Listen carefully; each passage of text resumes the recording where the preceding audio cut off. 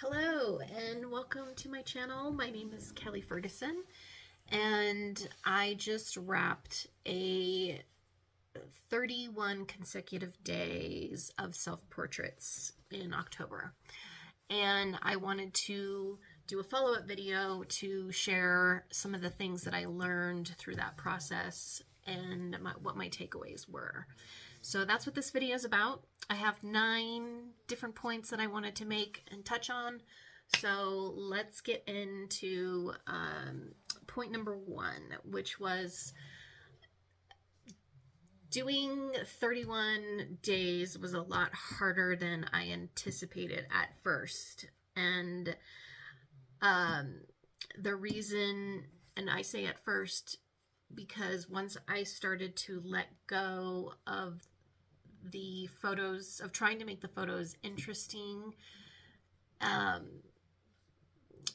only did the photos get better, in my opinion, but the process of making them got easier.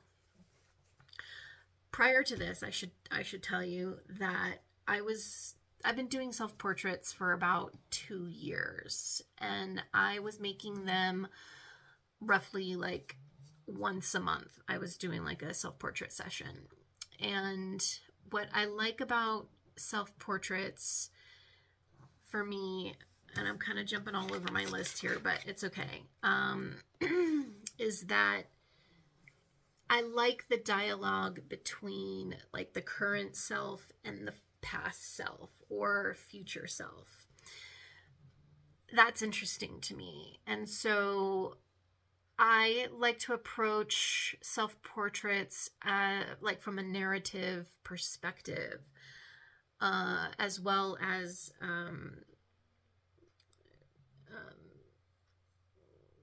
documenting what was happening in that moment, what I was thinking about, what I was feeling, what I was processing. And so self-portraits are a way of remembering for me. And that's one of my points, is that it confirmed and really brought that out. I don't think I really realized that that was kind of a driving motivator behind why I enjoy doing self-portraits. And it's that remembering piece, the dialogue between our current self, past self, future self. I find that really fascinating and interesting, and that's one of the reasons why I really enjoy it. Now, the coming up with ideas, like I said, was really tough in the beginning, and I think it was because I was trying to make the photos interesting. And interesting to who? Like, I guess my viewers. You know, I know I have looked up several different videos on YouTube of people making self-portraits, and a lot of them, from my perspective, have a very high production feel to them. Whether it's like an elaborate wardrobe concept or lighting concept or makeup or something like that. Like, it just felt a little bit out of my reach when I would look at some ideas of things people were doing. And so I think there was this expectation in my mind that, oh, it has to kind of be this certain quality or production level for it to be like good. And so I had to get over that hump in the beginning. And I think there was a part of me that was hoping that over the course of this month, my skill in making portraits, and I'm talking like technique-wise, like photo quality, that kind of thing, would improve. Now, I don't necessarily think that that was what improved. What improved and this isn't on the list actually, it's just kind of coming to me in the moment as I'm talking about this. What improved was my ability to like stay, like tap into my instincts and what I find interesting for me in self-portraits, and veering away from other people's aesthetic or view of what self-portraits are.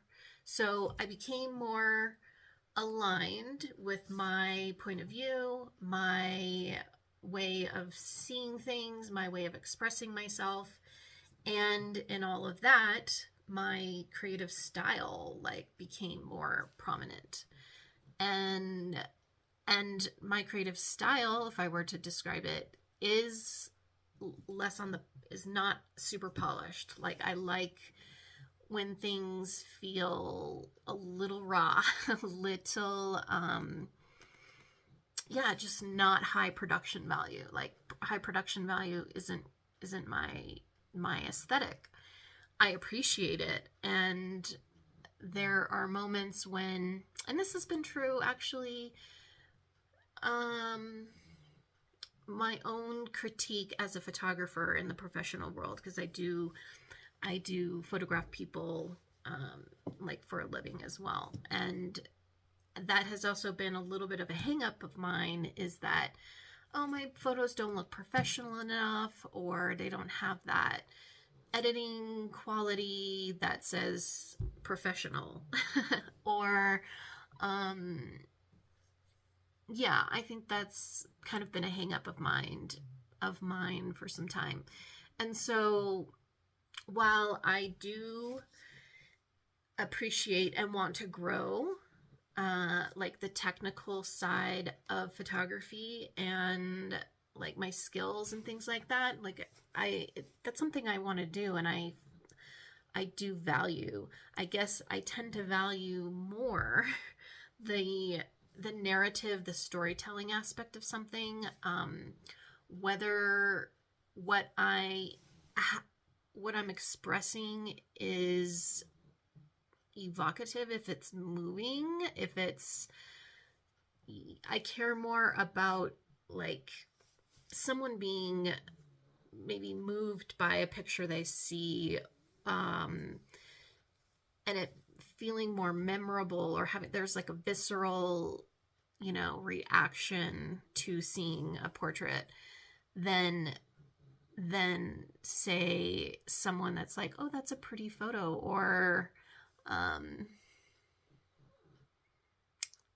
don't know, just having a little bit more of a flat like response. And with that said, like sometimes I had a flat response to some of the photos I made, or I just wasn't into the concept or how the photos came out. Just, I was like, okay, maybe not as interesting as I thought, or it's missing the mark in terms of what like feeling I was trying to convey, and that's not at all what it conveyed, because either what I'm doing with my face or my body language, or how the lighting is. Maybe I'm too much too far in a shadow, or whatever, whatever it is, there's something about the image that is just not reading. And ultimately,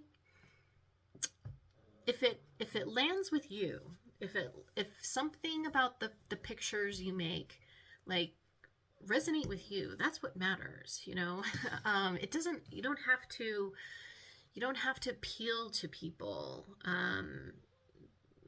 Not everyone's gonna resonate with an image, and in fact, an image that I feel kind of flat about, someone else may feel completely differently. Like, whoa, that is moving something in me, like, or I'm having a really powerful reaction to that portrait or whatever. So you kind of have to hold all of this lightly, you know, celebrate the times when you yourself are really like resonating with a photo or a concept or an idea that really you executed, or maybe there was something you made that you're like, oh, I don't know, this is going to turn out, and it turned out a whole lot better than you thought. Like those kind of moments happen, and it's like celebrate those, enjoy those, and those that fall flat or don't communicate what you wanted, like don't get overly like attached is I guess what I'm trying to say. Okay, another thing that is always present when doing self-portraits is when you're looking back through these photos and looking at yourself, it's a powerful opportunity to have radical compassion. So just the act of making self-portraits is an act of radical compassion. How we interpret and make meaning out of our physical appearance in certain poses, you know, whether, you know, if our chin is looking unattractive, if there's an area of the body that, you know, some criticism comes up around, or if there is like, oh, I look really sexy in that photo. I love that sensuality that's coming through. I like, that's appealing to me, or it's attractive to me. That kind of thing. Whatever the message is, it's an opportunity to really acknowledge it, see it, and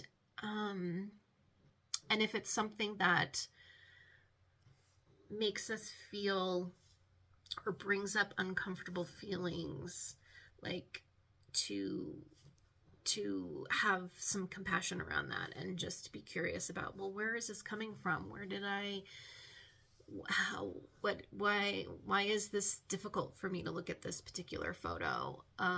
Or why am I wanting to throw it in the trash bin, and as opposed to sharing it, you know? And usually, you know, there's a way that we prefer people to see ourselves, and so it brings up this whole thing of like what we're willing to show people, what we're not willing to show, you know, like, yeah, which I think is really interesting, because when we're out in the world and people see our bodies from a lot of different angles, a lot of different positions, guarantee people see double chins all the time out in the wild, you know, and no one is perfectly photoshopped out there. It's a curious thing to look at when you're either looking at an image of yourself and what stands out to you, what you tend to pick apart, what you tend to love. It's just all good self-awareness.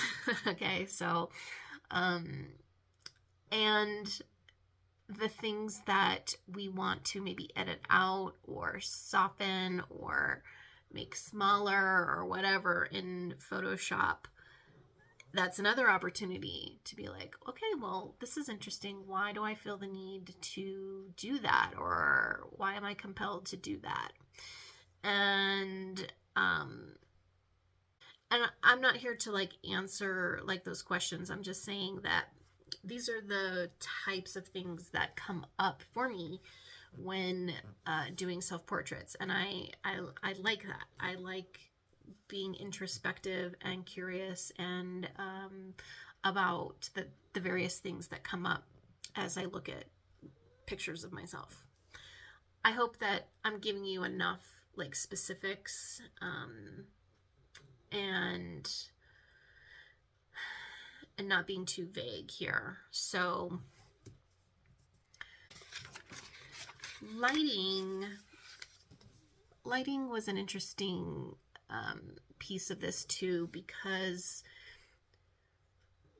in the professional world, when you're photographing someone for their website or what have you, you know, you want to make sure someone's face is lit up, that there's not a bunch of shadows on them and all of that kind of jazz. I think when doing more creative portraits, and I kind of liked not having to worry about that, and just be a little bit more playful with light and shadows. And when maybe standing in, having the sun, facing the sun and squinting, like, okay, what does that do to the portrait? Does it kind of pull you away from what it being more effective in terms of like the storytelling aspect, or does it add to it?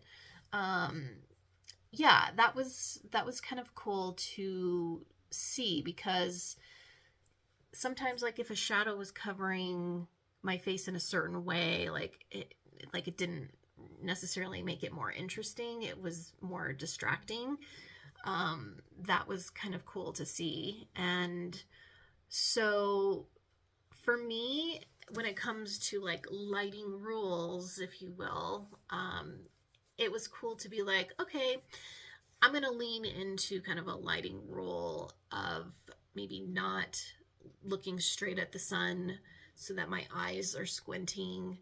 I'm going to adjust my position so that you can see a little bit more of the expression, like have a more relaxed expression in my face. And like leaning into like some of the lighting rules, and when deliberately choosing not to, and just like be like, fuck it, I'm gonna just stand in the shadow, and however it lands across my body, that's what I want, you know? So kind of that playing in that space of being a little more restrained with light, and thoughtful about how it's affecting the portrait, and then other times just letting whatever the light is doing do its thing, and however that comes out is how it comes out, you know? So that was also a fun place to play in. If you decide to venture down the road of exploring self-portraits, like, just enjoy yourself. Like, we don't need to take this too seriously.